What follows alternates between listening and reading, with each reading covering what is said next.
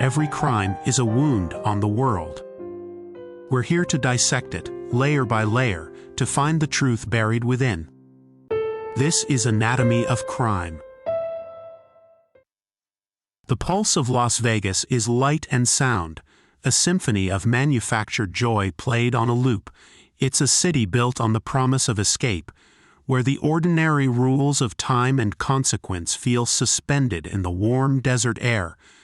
On the night of October 1st, 2017, that promise was being fulfilled for 22,000 people, spread across the Las Vegas Village, a 15-acre outdoor venue just across the boulevard from the shimmering gold towers of the Mandalay Bay Resort. They were there for the final night of the Route 91 Harvest Festival, a 3-day celebration of country music. The air was filled with the familiar chords of Jason Aldean, the headliner. People were laughing, dancing, holding hands, their faces lit by the neon glow of the Strip. It was a perfect tableau of American leisure. Then came a sound that didn't belong. A sharp, percussive popping like a string of firecrackers. For a few seconds, it was just a curiosity, an annoyance. In a city of spectacle, unexpected noises are part of the ambiance. Aldean continued to play. The crowd continued to sway. But then the sound came again, and again. This time it was different, faster, more rhythmic, a mechanical, brutal stutter that tore through the music and the laughter. The rhythm was unnervingly perfect, too fast for a firecracker, too sustained for a faulty speaker. Then the lights on stage went dark. A scream cut through the air, then another, and another. The popping sound was now unmistakable for what it was, gunfire. Not a single shot, but a relentless cascading torrent of it, raining down from an unseen source high above. Panic erupted. The crowd, once a single entity of celebration, fractured into 22,000 individual points of terror, each scrambling for survival. There was nowhere to hide in the open expanse of the festival grounds. The bullets fell like hail, indiscriminate and inescapable, shredding the fabric of a peaceful night. The source of this horror was a dark, silent void in the glittering facade of the Mandalay Bay. 2 broken windows on the 32nd floor. Behind one of them stood a 64-year-old man named Stephen Paddock, a retired accountant and a high-stakes gambler. He was a ghost at his own massacre, a man no one in the crowd below had ever met, a man with no apparent grievance against them. For 10 minutes, he unleashed a storm of over 1,000 rounds of ammunition into the helpless mass of humanity below. Then, as the first wave of police officers closed in on his suite, he put a gun in his own mouth and pulled the trigger, ensuring his reasons would die with him. In the aftermath, as the world struggled to comprehend the scale of the carnage, the investigation began. But what investigators found was not a coherent motive or a political manifesto. They found a chillingly empty space. They found meticulous planning, a terrifying arsenal, and precise calculations. But they found no note, no explanation, no cry for help, no declaration of war. They found a man who had spent months orchestrating an act of mass destruction and had taken extraordinary care to erase the reason why. Today, on Anatomy of Crime, we dissect the anatomy of that void. We explore the life of Stephen Paddock, not to find a simple answer that isn't there, but to understand the complex converging pressures that can lead a man to commit an act of unimaginable violence without leaving a trace of his internal logic. This is the anatomy of a motive's absence, an investigation into a killer who left behind the most terrifying clue of all: nothing.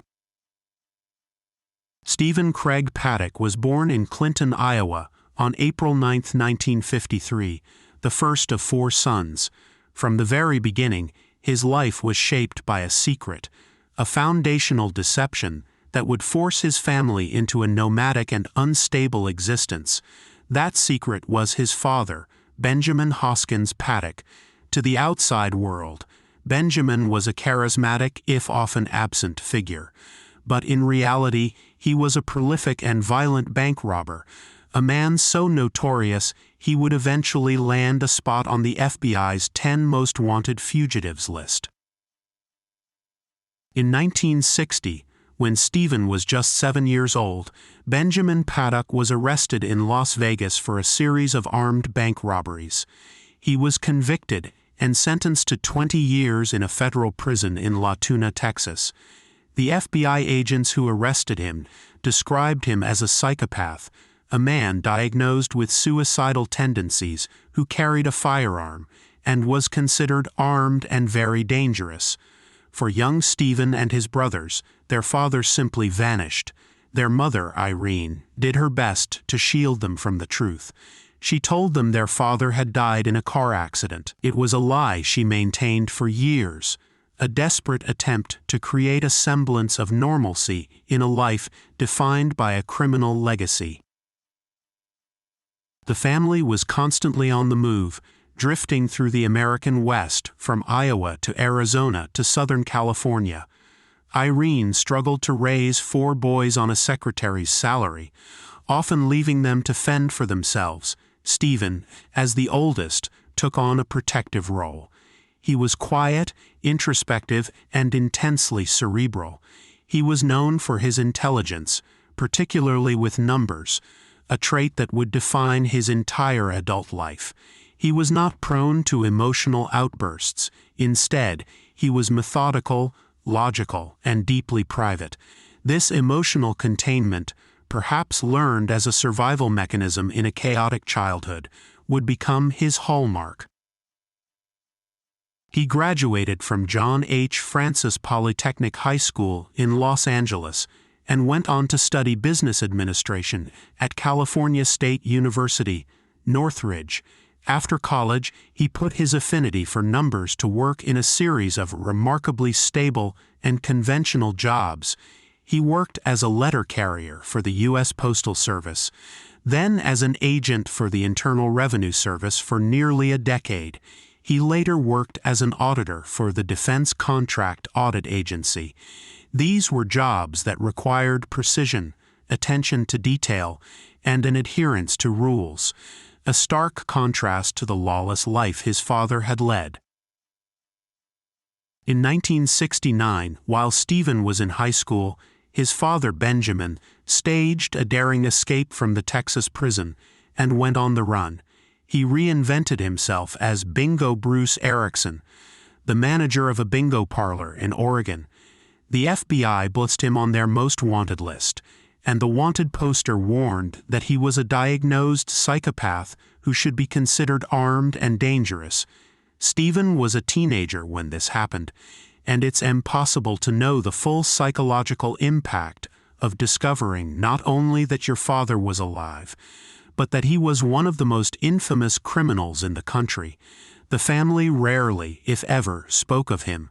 Yet the shadow of Benjamin Paddock, the brilliant, manipulative, and violent narcissist, loomed over Stephen's seemingly ordinary life.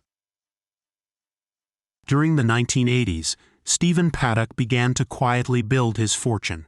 He and his brother Eric started a real estate business, buying and flipping properties in Southern California.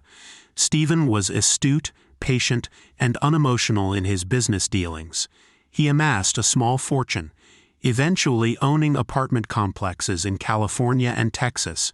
He was, by all accounts, a multimillionaire. He was married and divorced twice, with no children. Both ex-wives described him as a good man, but one who was emotionally distant, a man who lived a life parallel to theirs rather than with them. It was in the late 1980s that Paddock found the world that would come to consume him, the casino floor. He started as a casual gambler, but soon his methodical, analytical mind found a home in the mathematical probabilities of video poker. This was not the glamorous, high-rolling world of James Bond at the baccarat table.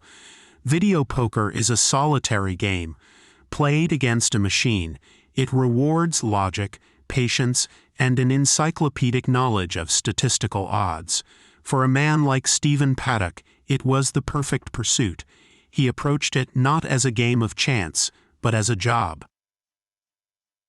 He would spend hours, sometimes days, sitting in front of a video poker machine, methodically playing hands, exploiting the narrowest of margins. He was what the casinos call a grinder, a professional who plays for volume and leverages the casino's own incentive programs, the comps, the free suites, the gourmet meals.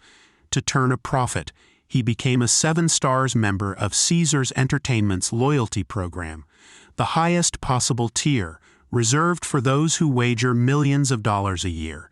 He and his long-term girlfriend, Mary Lou Danley, were treated like royalty. They were given free access to luxury suites in Las Vegas, Reno, and Atlantic City. But his life as a high-stakes gambler was as private as every other aspect of his existence. He was not a social gambler. He rarely drank. He didn't interact with others on the casino floor. He was there to work. He would often bring his own drinks to the machine to avoid having to tip waitresses, a sign of a peculiar frugality in a man who would wager hundreds of thousands of dollars in a single session. He was known to be arrogant and condescending to casino staff, treating them as obstacles in his singular pursuit of winning. This solitary, nomadic lifestyle suited him. He owned homes in Mesquite and Reno, Nevada, but his true home was the anonymous luxury of a casino hotel suite. He and Danley would live out of these suites for months at a time. He lived a life detached from community, from neighbors, from any real social bonds. His relationships, even with his own family, were maintained at a distance. He would communicate with his brothers through infrequent text messages, often about real estate deals or his mother's well-being. He was generous, often sending money or gifts, but these acts of kindness were transactional, devoid of deep emotional connection. In the years leading up to 2017, however, subtle cracks began to appear in the carefully constructed edifice of his life. Friends and family noted a change. He had always been eccentric, but now his behavior seemed to grow more erratic. He developed aversions to certain smells and sounds. He complained of constant illnesses. Though doctors could find nothing physically wrong with him, he was losing weight. His gambling, once a reliable source of income and status, reportedly turned against him. According to his brother, Paddock had lost a significant amount of his wealth in the 2 years prior to the shooting. For a man whose entire identity was built on his ability to outsmart the system and win, this decline would have been a profound psychological blow. He was a man who craved control. He controlled his finances, he controlled his relationships, he controlled his environment down to the smallest detail.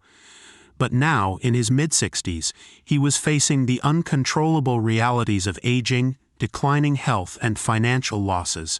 The world he had mastered was beginning to slip from his grasp. It is in this context of perceived decline and loss of control that his meticulous planning for the attack began.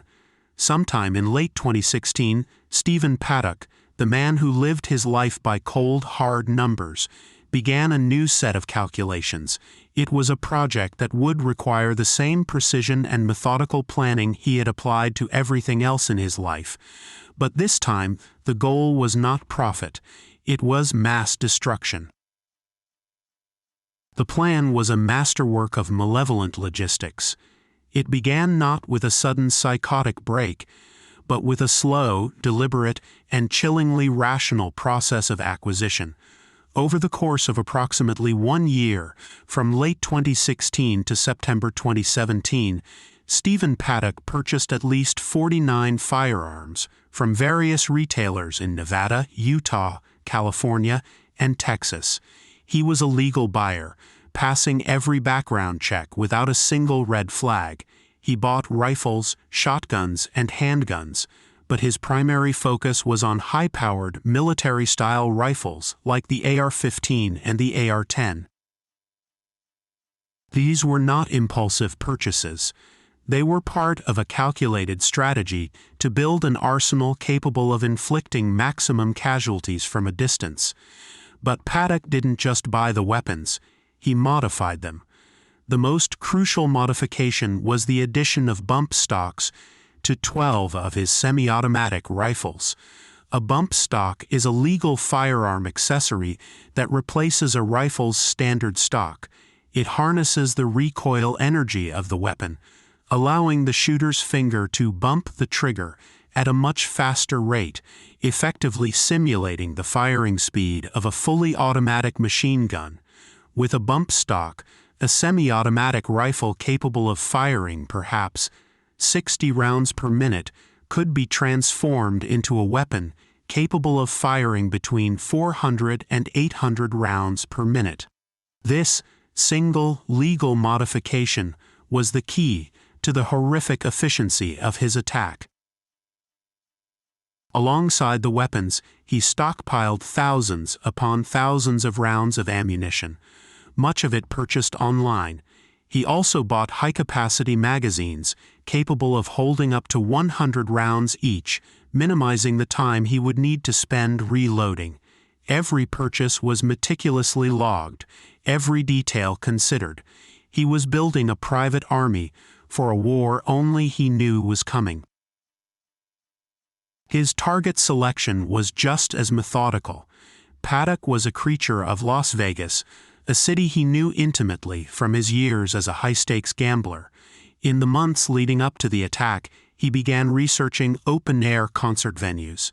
In August 2017, he booked rooms at the Blackstone Hotel in Chicago, overlooking the grounds of the Lollapalooza Music Festival, where hundreds of thousands of people, including Malia Obama, would be gathered.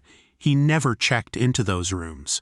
In September, just a week before his attack, he rented 3 rooms at the Ogden, a luxury condo tower in downtown Las Vegas, overlooking the site of the Life is Beautiful music festival.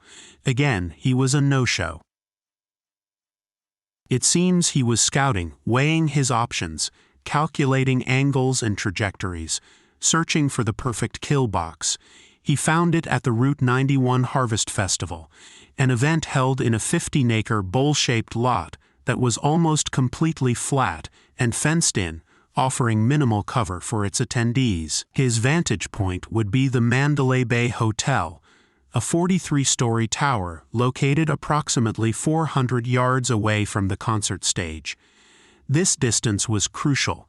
It was far enough to make him virtually invisible and unreachable by immediate ground response, but well within the effective range of the high-powered rifles he had acquired. On September 25, 2017, 6 days before the attack, Stephen Paddock checked into the Mandalay Bay. He had requested a specific suite, room 32,135, a large corner suite on the 32nd floor with a commanding, unobstructed view of the festival grounds. Over the next few days, he systematically transported his arsenal up to the room. Using at least 10 different suitcases, he moved 24 firearms, thousands of rounds of ammunition, and his tactical equipment from his car to his suite, a trip he made multiple times without raising any suspicion from hotel staff. In a city where high rollers often travel with extensive luggage, his actions were unremarkable.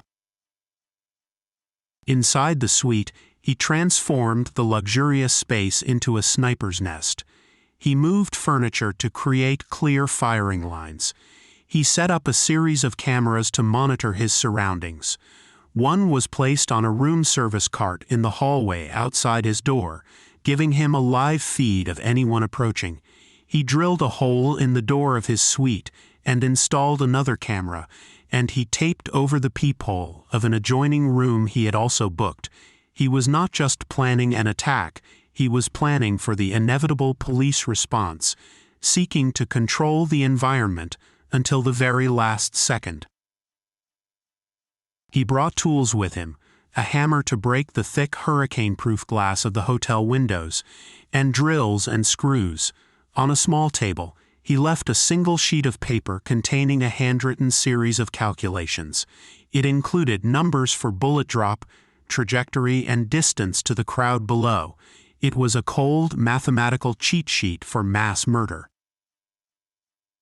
His personal preparations were just as deliberate.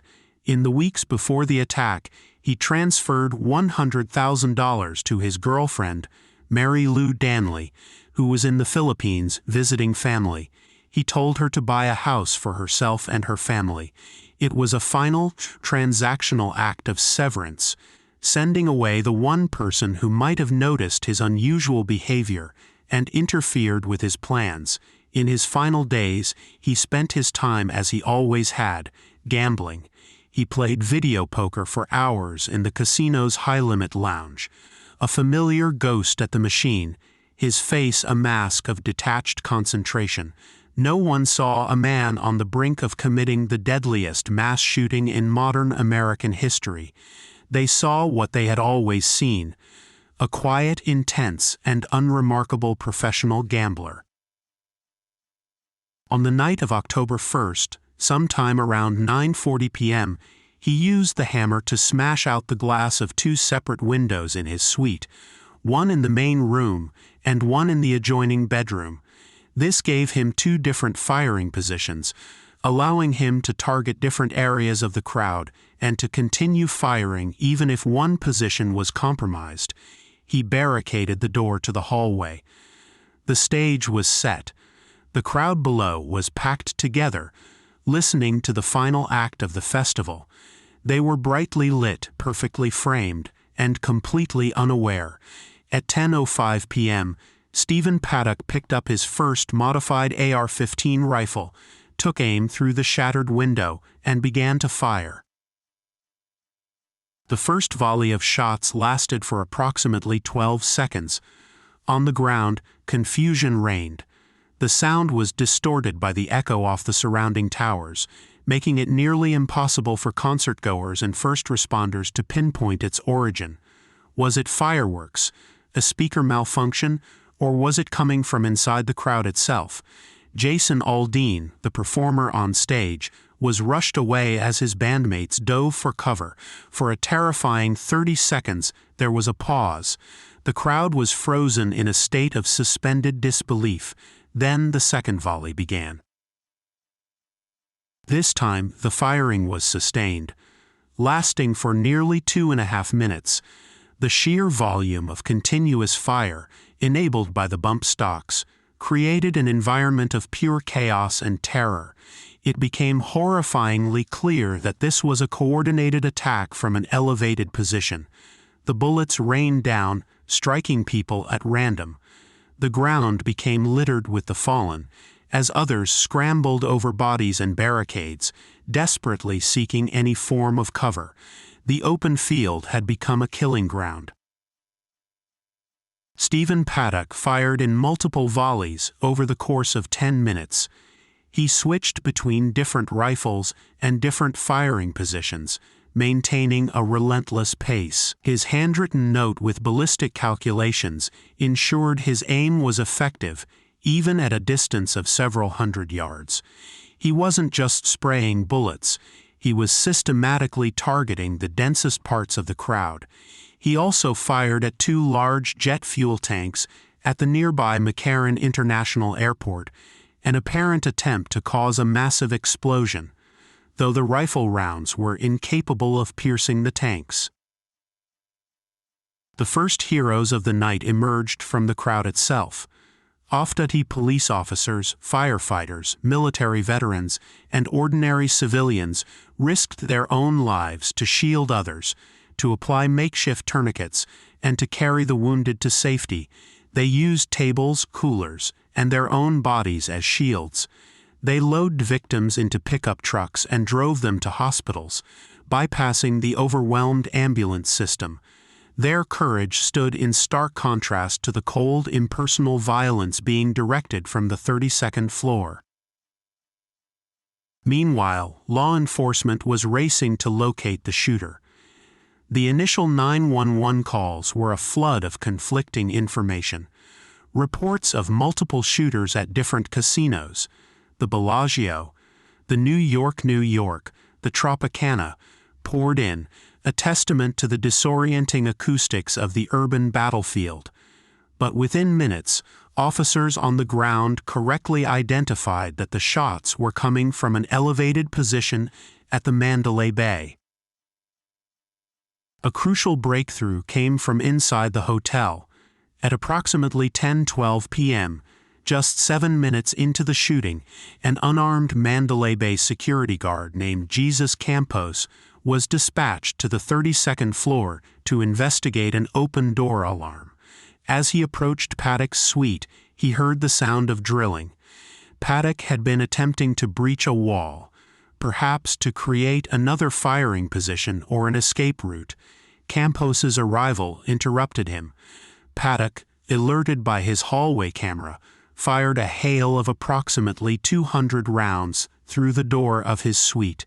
Campos was hit in the leg but managed to take cover and radio his position, confirming the exact location of the shooter for the police. This act saved countless lives. Paddock ceased firing on the crowd below and turned his attention to the immediate threat in the hallway. At 10:15 p.m., he fired his final shots. The 10 minutes of terror were over. A team of Las Vegas Metropolitan Police Department officers arrived on the 32nd floor moments later. They found Campos wounded but alive, and another hotel employee, a maintenance worker who had also been shot at. The officers knew the shooter was barricaded inside Suite 135. A SWAT team was called, and for the next hour, a tense standoff unfolded. The officers methodically cleared every other room on the floor, evacuating guests, all while unsure if the shooter was still active or had booby-trapped the suite. At 11:20 p.m., more than an hour after the shooting had stopped, the SWAT team prepared to make a dynamic entry. They placed an explosive breach on the door of the suite. The explosion ripped the door from its hinges. Inside, the air was thick with the smell of gunpowder. They found an arsenal of weapons and ammunition scattered across the floor. And on the ground, near a handgun, lay the body of Stephen Paddock. He had died from a single self-inflicted gunshot wound to the head. The man who had orchestrated this entire event had checked out, leaving behind a scene of unparalleled carnage and a profound, echoing silence where a motive should have been. The investigation that followed was one of the largest and most complex in the history of American law enforcement. The Las Vegas Metropolitan Police Department and the Federal Bureau of Investigation mobilized hundreds of agents, analysts, and forensics experts. They had the shooter, they had the weapons, and they had a meticulously documented crime scene. The what, the where, and the how were all painfully clear, but the why was a complete and utter mystery. Investigators embarked on a forensic autopsy of Stephen Paddock's entire life. They analyzed his computers, his cell phones, and his internet search history. They dissected his financial records down to the last dollar. They conducted more than 1,000 interviews, speaking with his family, his ex-wives, his girlfriend, his doctors, and his gambling acquaintances. They were searching for any clue, any fragment of a manifesto, any radicalized belief, any desperate cry for help that could explain his actions. They found nothing. His digital footprint was a dead end. His internet searches in the months prior were almost entirely related to weapons, ballistics, and potential targets. He searched for SWAT tactics, the range of police snipers, and the crowd sizes at various venues. It was the search history of a man planning a military-style operation, not a man grappling with a political or religious ideology. There was no evidence of radicalization, no contact with terrorist groups, no affiliation with any political movement, left or right. The Islamic State's repeated and quickly debunked claims of responsibility were seen by investigators as opportunistic propaganda. His finances, while showing a significant downturn in his gambling success over the preceding 2 years, did not point to a man on the brink of financial ruin. He was still a multimillionaire. He had paid off his gambling debts and his credit cards before the attack. His actions were not those of a man in a desperate financial panic, but of someone methodically closing out his accounts. The interviews with those who knew him painted a picture of a man who was emotionally barren, a human black box. His brother, Eric Paddock, was completely bewildered, describing Stephen as just a guy who played video poker and took cruises and ate burritos at Taco Bell. His girlfriend, Mary Lou Danley, who was interviewed extensively by the FBI after being brought back from the Philippines, was equally mystified. She described him as a kind but intensely private man who had recently seemed ill, both mentally and physically. She had no inkling of his plans. Paddock had built impenetrable walls around his inner world, and he had let no one in. In August 2018, the LVMPD released its final criminal investigative report. It was over 100 pages long and concluded, definitively, that Paddock had acted alone. The report meticulously detailed the timeline and the evidence, but it offered no answer to the central question. The police commissioner admitted with frank frustration that they could not, with any certainty, determine a motive. The final word on the matter would come from the FBI's Behavioral Analysis Unit, the elite team of profilers tasked with understanding the minds of the nation's most violent criminals. After a year-long study, they released a 3-page summary of their findings. It was a document that confirmed what many had feared. There was no single, simple explanation. The BOW concluded that Paddock's attack was not driven by any ideological or political grievance. Instead, it was the result of a complex and deeply personal convergence of factors, a perfect storm brewing within the mind of a single, isolated man. The report asserted that Paddock's primary motivation was a desire to die by suicide, and that this desire was compounded by a narcissistic wish for infamy. He wanted to control his own death, to go out not with a whimper, but with a history-making bang. The profilers suggested he was inspired, in a twisted way, by the legacy of his own father, the notorious bank robber. He sought to achieve a similar, or even greater, level of criminal notoriety, cementing his name in history. The BOW pointed to Paddock's life in decline as a significant stressor. He was 64 years old, suffering from a variety of physical ailments, and losing the one thing that gave him a sense of identity and superiority, his ability to win at gambling. This decline, the report theorized, was intolerable to a man obsessed with control and status. The mass shooting was his final, horrific act of control over a life he felt was slipping away. He was choosing the time, place, and manner of his own end, and ensuring it would be a spectacle of historic proportions. The report emphasized that there was no evidence of radicalization or ideological motivation. Paddock was not trying to send a message. His victims were not chosen for who they were. They were chosen for their vulnerability. They were simply props in his own personal, nihilistic final act.